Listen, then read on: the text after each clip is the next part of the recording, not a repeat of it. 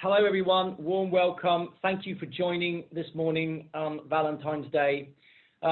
Before we go in to talk about the 5 major mistakes that sales and marketing professionals make when orchestrating these deals, and share with you, as David says, the formula, the kind of framework of how some of the world's best mega dealers operate in this environment, I just want to share a little story that I experienced around this, just to set the scene. So I moved from American Express, and I was the head of MoneyGram for the Nordics and the Baltics. I had 8 markets under me, and I was given quite a challenging prospect that they put into my lap. It was quite a big prospect. It was a bank. It was across the 4 Nordic markets, and it was worth about $50 million as an account. And they were working with our competitor, right? So, and this was for MoneyGram, so we're the 2nd largest money transfer company in the world.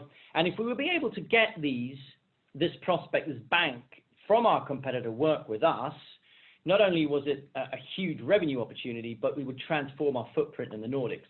And I worked with sales and marketing. I've done these big deals for a long, I've trained people to do these big deals for a long time. So I was pretty good at this, right? And I did everything right. So that not just me, but the team did everything right. We'd ensured that we had aligned what we were selling to the key priorities of the company. We'd assured that we'd mapped out the so-called ecosystem, so we knew exactly which stakeholders we had to influence, both inside and outside the organization. We've done a phenomenal job in driving consensus within the ecosystem. So we had sales, marketing, compliance, procurement. In fact, we had the leadership team, CEO, vice CEO, CFO, CMO. They all decided after a year and a half of negotiations and discussions to switch from current provider to us. All right? Now, how many in here are thinking, I've got the deal? I lost the deal. I've never experienced this before, where the leadership team goes to the board, recommends a switch, and the board turns it down. And the moral of the story is, no matter how good you are, the margins of error in these huge complex deals are so small, right? And so what we want to do today in 45 minutes is share with you some of the mistakes that are made, but also a checklist and a framework that minimizes the risks of making these mistakes and that increases the chances of actually closing these type of deals. All right? Cool. Let's kick off. So this is Christopher in the team, and also one of the founders, and also one of the co-author. And we can say a lot about him, but we don't have the time right now. Nope. And we have said enough about us on the next slide. He's a great guy, though. He's a fantastic guy. And here is Humlen Dumle. Yeah, these are not. No, they're okay. The Humlen Dumle guys, yeah? Let's move on. Okay. Okay, so this is a quite obvious answer to the questions. Is there a big difference between complex selling over here, doing, these mega deals of selling Boeing, compared to selling a copy printer? Yes. And the more you get to the right side, the more complex it gets, the more you need to invest your time in the things that we will go through today. And doing this very, I would say, simple things, which is hard enough, right, to sell a copy printer, you maybe need to convince a couple of stakeholders. Doing this very large deals on the right, you need to influence a whole ecosystem, not just within the buyer organization, but also outside of that organization. And sales are changing rapidly as we speak. And the transactional sales is being much more automated. So everything we can automate in sales and marketing, we do. So you won't see people selling cards on the Arlanda airport, for example, because all that moved into the online world and the web. and it's harder to reach decision makers today. Why it's becoming more complex to do these really big deals. This is just a brief summary of the Megadeal research. So over 100 people contributed, but it was 60 plus Megadealers across the world who were interviewed. It was 40% women, and it was a tough work to get everyone's stories into this book and into this framework, but they did a phenomenal job. And it's not that we are done now, we just started, right? So it's not like we have the formula that will be the formula forever. We need to do improvements and iterate as we go along, and we want your help to be a part of that. So if you have any stories to share with us, please reach out, because we want to learn from you as well, okay? That's really, really important. And what I love about the book and the research that David talks about is that this is not something that we've made up. Even though you and I and Christopher have been doing these deals for many, many years, it's not something we've cooked up in our backyard. This is the result of the Wayne Gretzky's and the Serena Williams of Megadeals in the world, right? And it's understanding how they operate and orchestrate these deals. That's what this is. That's the framework, and it's quite phenomenal, actually. And the research is also a PhD in marketing who led the research. So it's cool. Okay, so that gives you a bit of context, right? But just to give you a bit of context about Megadeals. So Megadeals is the second largest monetary flow in the world. So bear with me on this, right? Would you agree that M&As and mergers, where companies buy each other and merge, is where the biggest money transacts? But the second largest is the concentrated number of customers in a B2B environment that generates the majority of the volume. So what we saw in the research, when we looked at over 100 Fortune 500 companies, we saw that almost around 1% of their client base represented 85% of their revenues. So, in some of these companies, some of the biggest companies, 16, 17 clients represents 85% of the volume, right? It's much more extreme than the Pareto rule. Exactly. So, it's their kind of the holy grail of their revenues. The second thing that we observed with these companies was that there were very few professionals in sales and marketing that could actually orchestrate these deals. So when we asked the question, who does these deals? Most of the time they pointed to 4, 5, 6 names, right? They had to fly around the world and work with local teams to orchestrate these deals. And so what's amazing is if it's the most important part of your business, very few people in your company can do it. Nobody's written about it, which is unbelievable until now. So what Megadeals does, the book, is it actually is the first book that we know of that explains how you orchestrate these complex deals.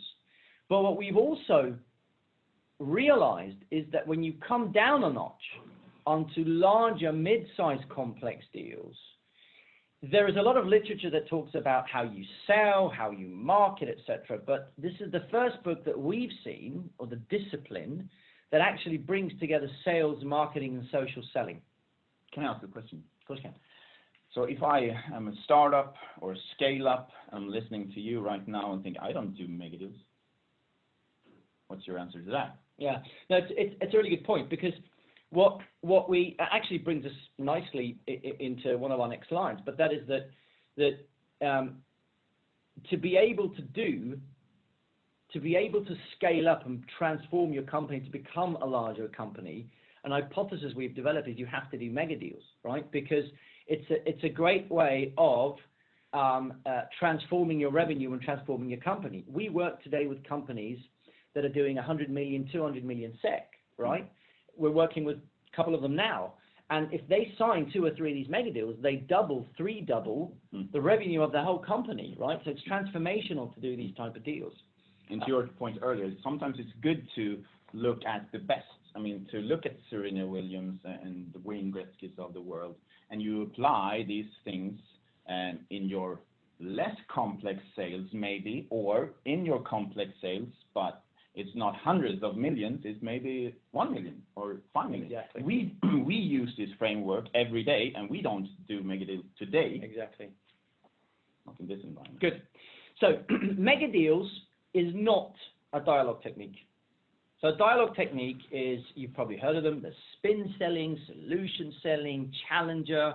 It's a dialogue technique when you physically get hold of the person in the buying organization and you move the conversation forward.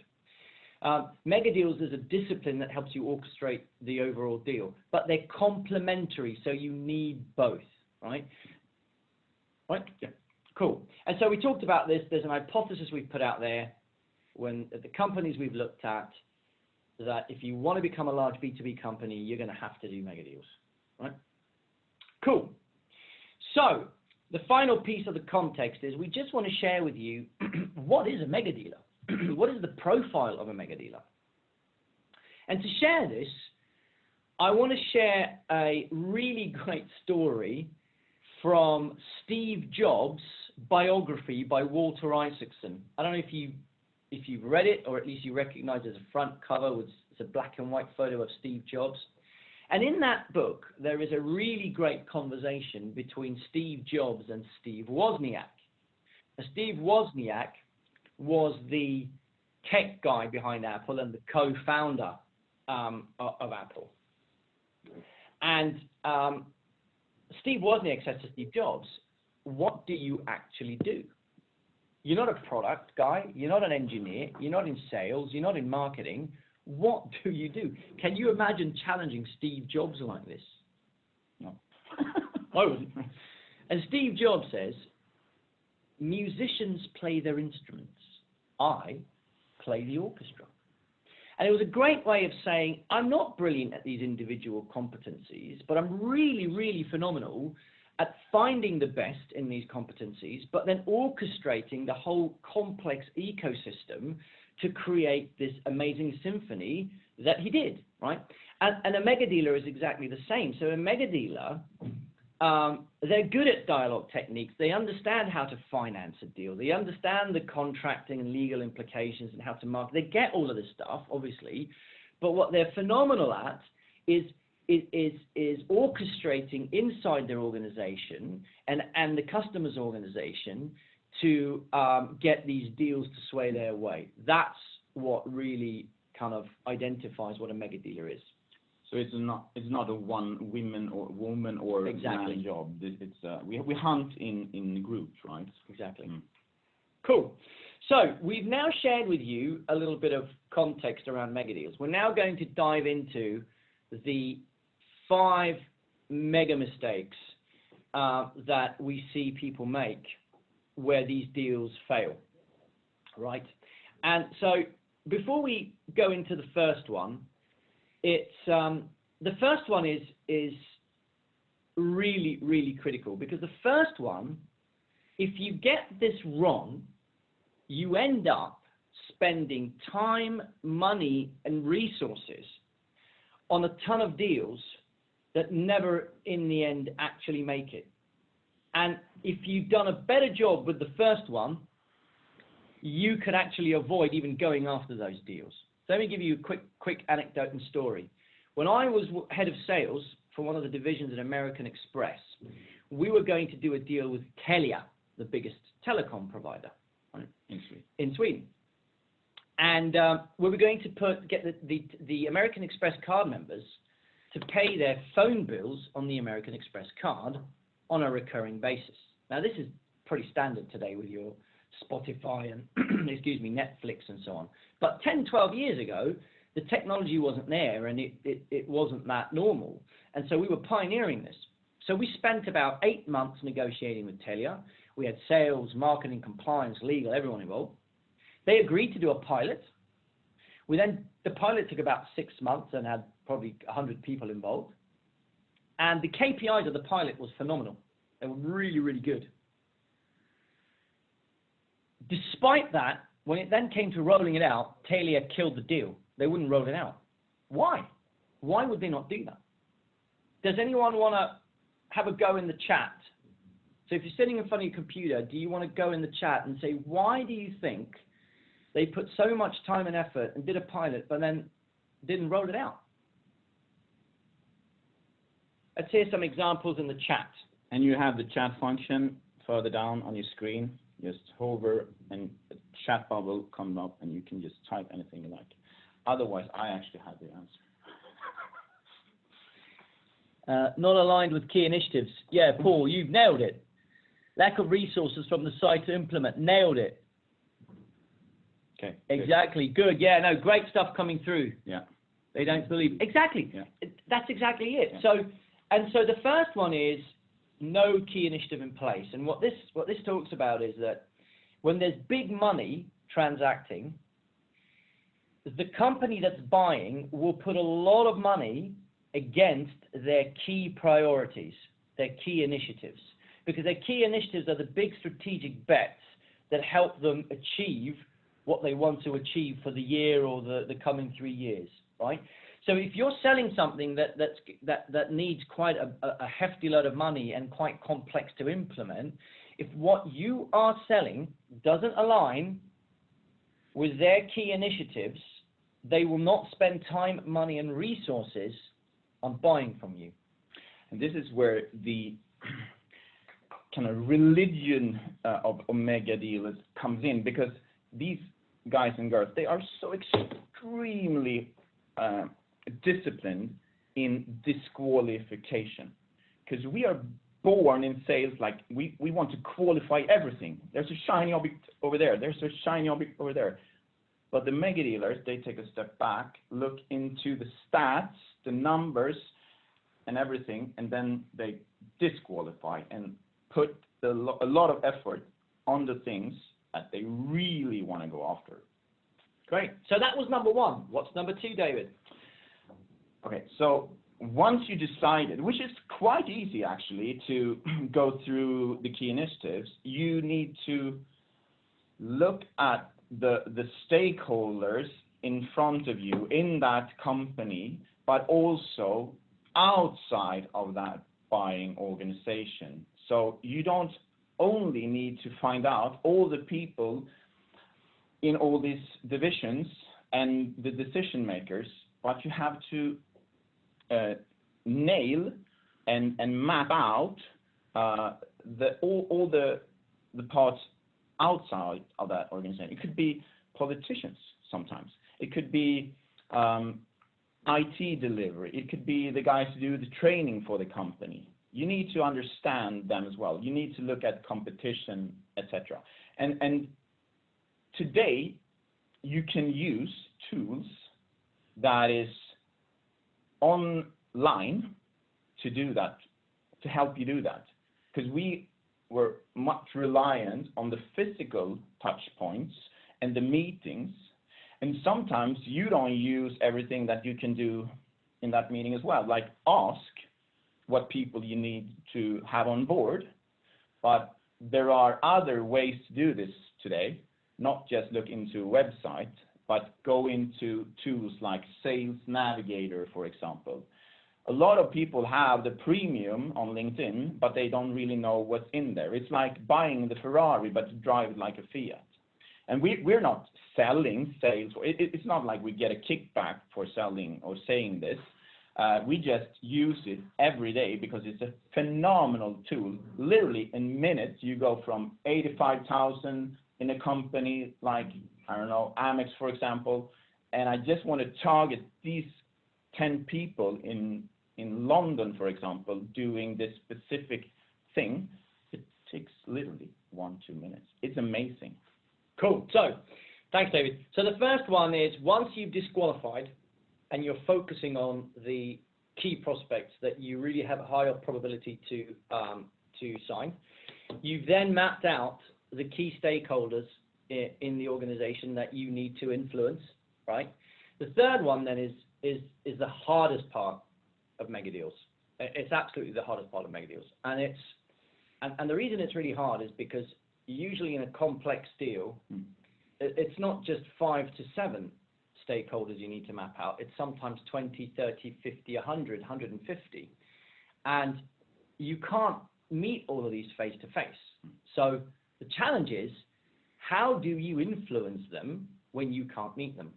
And there's this, David and I have many stories, but there's one when we're about to meet this, it's a global company, they have an office in Sweden, and David and I are there to meet the senior sales and marketing VP. And we walk into the reception and we're confronted by the sales director and 3 of his salespeople. And the conversation goes like this: Bora, David, nice to see you. We are so looking forward to your launch party. So we had a book launch party. They were all registered. And 2 of us have registered for your workshop. Now you're all thinking, so what's special about that conversation? We'd never met any of them. It's the first time we met these people.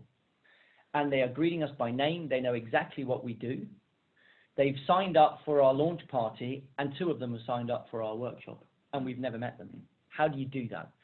That's the key, and we're going to be going into driving consensus. But if you fail to do this, it's really impactful, and you will lose the deal. Yeah. We're going to talk more about this in the second half of the presentation, so we'll leave that one. Yeah. What's the 4th one?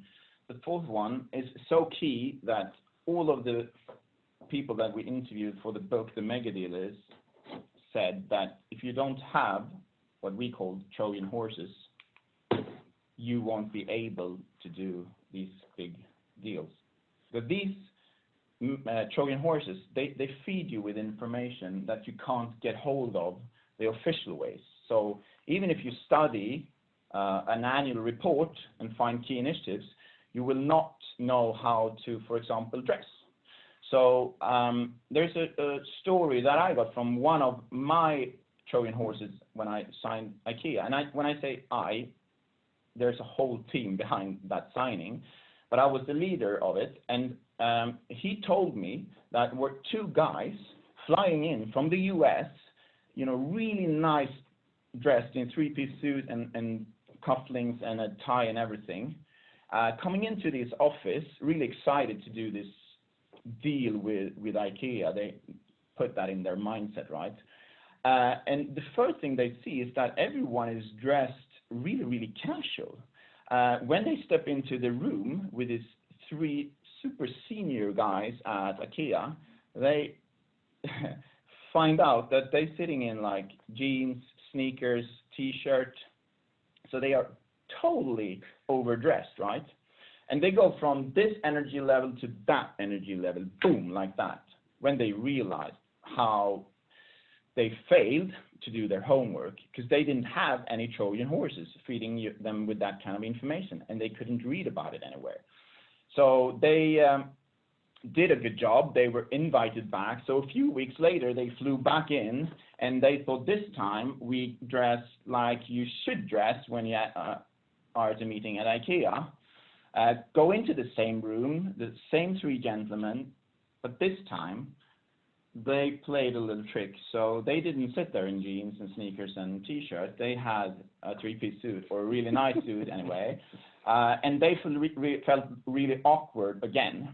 And they learned the hard way that you need to do your homework to get this kind of information, because otherwise you will be on your, do you say back foot or your heels instead of your toes? I love that story. It's so funny. So that was the 4th one. The 5th and final one is a really key one, and it's, we are trained as sales and marketeers to continually sell value, upside, revenue, etc. And you have to do that. But in a mega deal, the value you represent will only get you through the door. So they won't even talk to you if you're not delivering value. It's what we call risk mitigation that closes the deal. And if you fail to do this, it's detrimental. Right?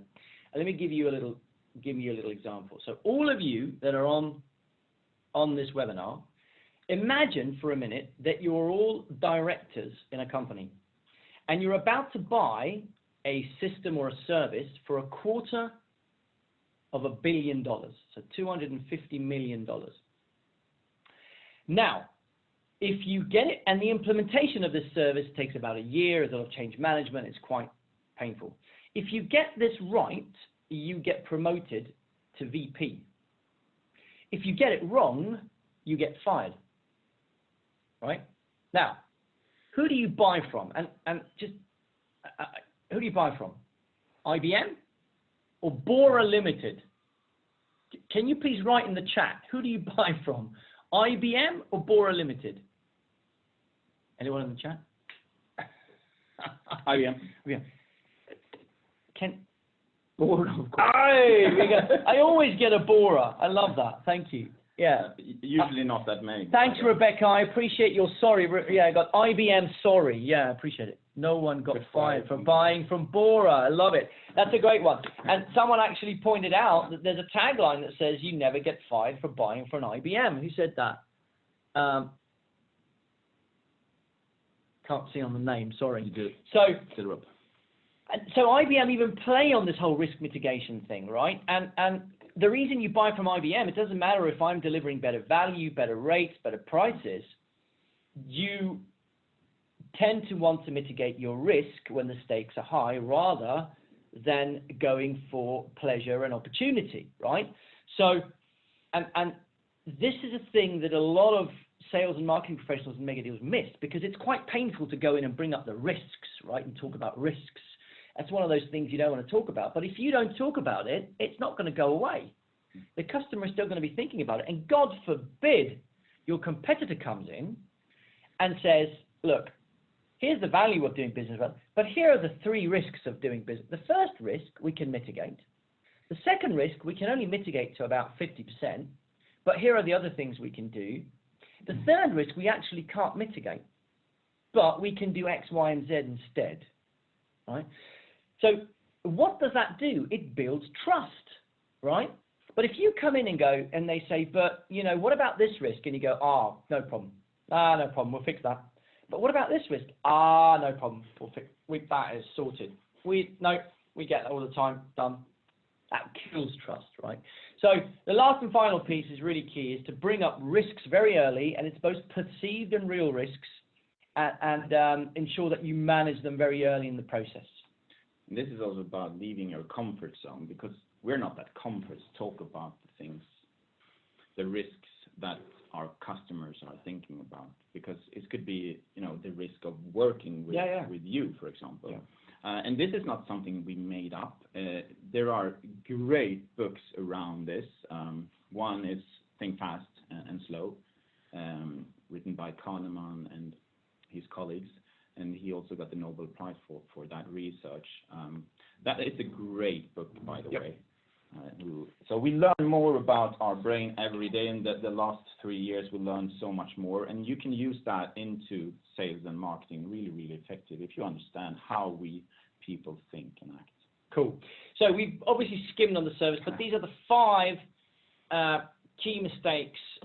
When you get these things wrong, it increases the risk of losing the deal. So what we thought we'd do now is obviously we don't have time to go through all of these in detail, but we thought we'd focus a little bit on the one that's absolutely the most challenging one, which is failing to create consensus. And we're going to give you a little bit of snippets of what that is, and even share some tools that you can use, and some kind of like hacks you can think about to improve this. So, but before we do that, let's just look at the common 3 mistakes that we see people make, sales and professional, marketing professionals make when it comes to driving consensus. And the first one is, have you ever been in a situation where you come from a meeting with a stakeholder and you think, yes, I got the deal, right? And then a week goes by, you get no response. 2 weeks go by, you get no response. 3 weeks goes by, you get no response, and it dies. Anyone ever experienced that? And so the first mistake is that you're too dependent on too few stakeholders in the organization. Remember, in a smaller, less complex B2B deal, it's enough to have somewhere between 5, 6, 7 stakeholders, and you can probably meet most of them, right? But in a mega deal, if there are 50, 60, and you're only focusing on 1, you're not influencing enough. The second mistake that we see is, and here's another example. Have you been in a situation, and if you have, write yes in the chat, be in a situation where you meet someone in a stakeholder organization and you ask them, are you the decision maker? And they say, yes, of course, right? And then you have 1 meeting, 2 meetings, you have 8 meetings. And after 8 meetings, they say, this sounds great. I just have to run it by the leadership team. You're like, what? You said you were the decision maker. No, it's just formalities.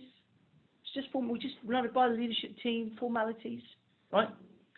This person gets 10 minutes on the leadership team. They're stressed, so they only have 3 minutes to talk about it. Nobody in the leadership team knows who you are, and they kill the deal. Anyone ever experienced this? Write in the chat, please. Having a look at the chat. Anyone ever experienced this? No one so far have experienced this. No one? It was only you and I. Yeah, like always. Nice, yes, nice. yes. Yeah. Exactly. We've all done it. I've been there, right?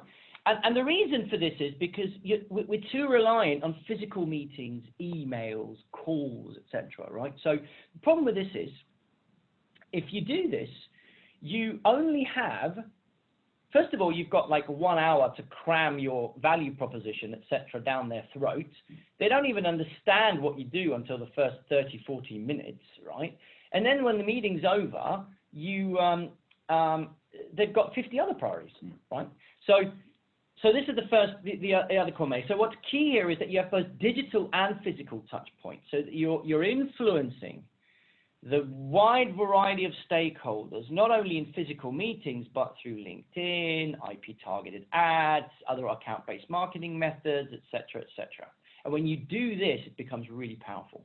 And the third and final one is, we are so good at talking about our benefits and features, and it's, well, first of all, it's boring. Secondly, if you only talk about your benefits and features and all your competitors do the same, the only thing you differentiate on is price, right? And that drives down margins. So what the best mega dealers do is they drive thought leadership that educates, entertains, and challenges the client without talking about their benefits and features. So what you're saying here is that wouldn't it be really nice and cool and effective if they know much more about you and what you are selling or what you can offer or help them to achieve or crack their biggest challenges before you step into that physical meeting? No, I mean, imagine, as David said, instead you walk into a meeting, the stakeholder knows exactly who you are, they know what you do, they're already inspired by the solutions that you have and how you're going to solve their pain. They know all of this stuff already. And this is what you get when you scale your sale and marketing and drive consensus by both using physical and digital touch points. Okay, so the 4 criteria to be able to drive consensus at scale in a digital environment. The first, you have to map out, as we said, the ecosystem. Who are the stakeholders you need to influence? Secondly, you need to develop relevant content, right, that drives thought leadership, that educates, challenges, and entertains. Not talk about me, and my benefits and features. Communicate frequently. If you're posting something or retargeting once every 3 months, that's not going to help. Minimum once a week, we say, to be top of mind. And sales and marketing need to work as one team, not silos. Okay, so let's just dig a little into, we're going to give you now some examples of what we just shared on the previous slide around the first 2, right? So mapping out the ecosystem, David, you talked a little bit about before. There are ways of doing this, but one of the ways that we use, we're not going to go into this too much because you talked about this Sales Navigator, right? What you see in front of you is an example. How many, if you can write in the chat, how many use Sales Navigator? Just put it in the chat. But as David said, it's a great tool.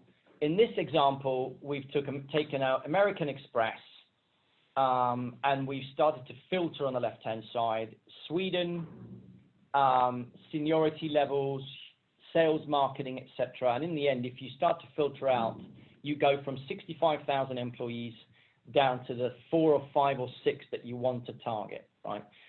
Absolute phenomenal tool. If you're using it, great. If you're not using it, really recommend you to do it, right? So that's one way of starting to pinpoint the people. But once you pinpoint them, that's not enough, right? Because you then need to start to engage with them. And stalking is not a good option, right? We don't recommend it. But there are many techniques on LinkedIn and Sales Navigator that you can use to start to engage and connect. The obvious one is mutual connections, right? So I'm sure you're aware of this on LinkedIn. Mutual connections is so underused. You click on that, you all of a sudden see, David knows, the CMO of blah, blah, blah. David, can you send an intro mail? The other thing you can do is create in-mails. So on the right-hand side of the screen are some of the emails, but they can't be salesy, right? Because you don't want to start sending salesy in-mails to people. It's off-putting, right? And then there are some other ways to engage on Sales Navigator where you can create lists.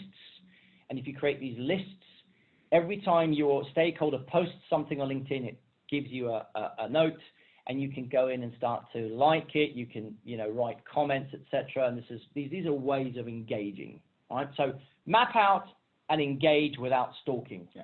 Is the some of the examples that you can use. Yeah. Let's jump that one. Yeah. So let's get to the other relevant piece. So once you start to map out and engage and connect, it's then about developing relevant content, right? And we said it before, relevant content is not talking about me. It's about driving thought leadership that educates, challenges, and entertains.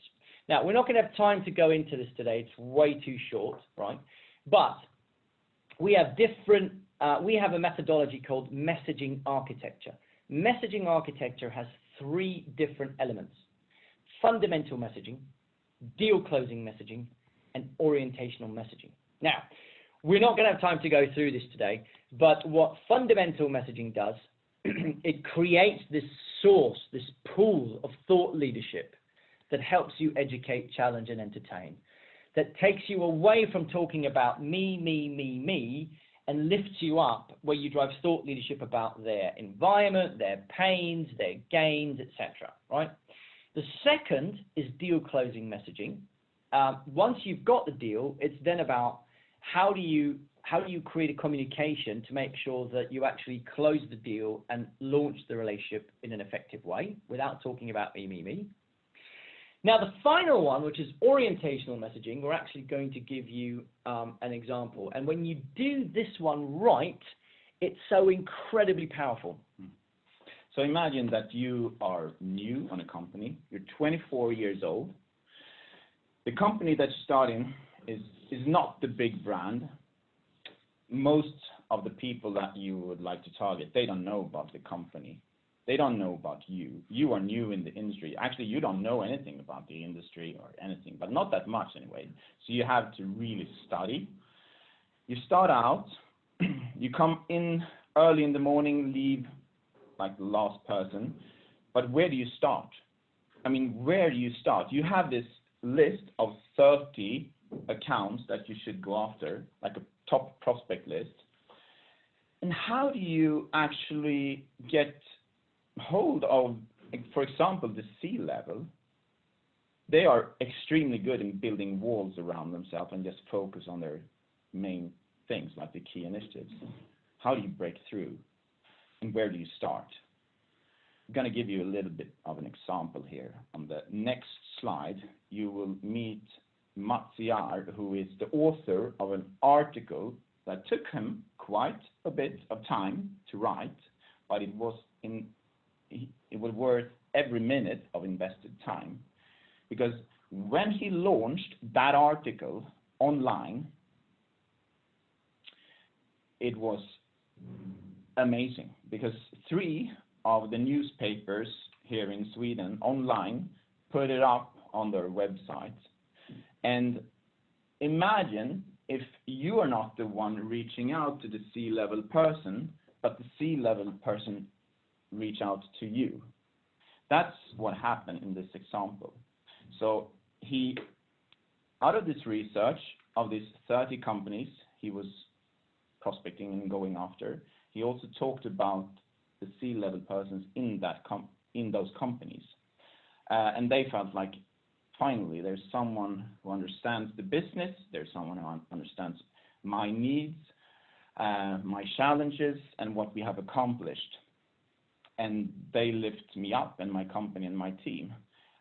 They start to share this on their site, on their LinkedIn profiles, both the company profile but also on their own, and start to engage. And it spread like you shouldn't use the word disease here, but it was organic, like it just boomed, right? And he had signed the article was launched in December last year, so we're just talking about a couple of months here, or 3. And he's signed 2 of them, and these are big deals, right? And they're complex, and it takes time. Maybe it takes a year to sign, but he has signed 2 in this time, and he has signed 2 outside of the company that he listed.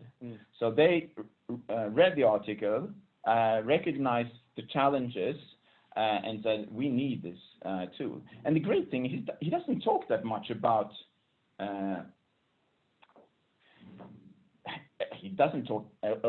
the company that he represents at all. It's just that he talks about the struggle, the issue, but they start to look at his profile and what that company can do for them, and they reach out to him. So, I mean, you need to dig into this example much more to really understand the impact of it, but it's an amazing example of how you invest time and you get this multiple effect.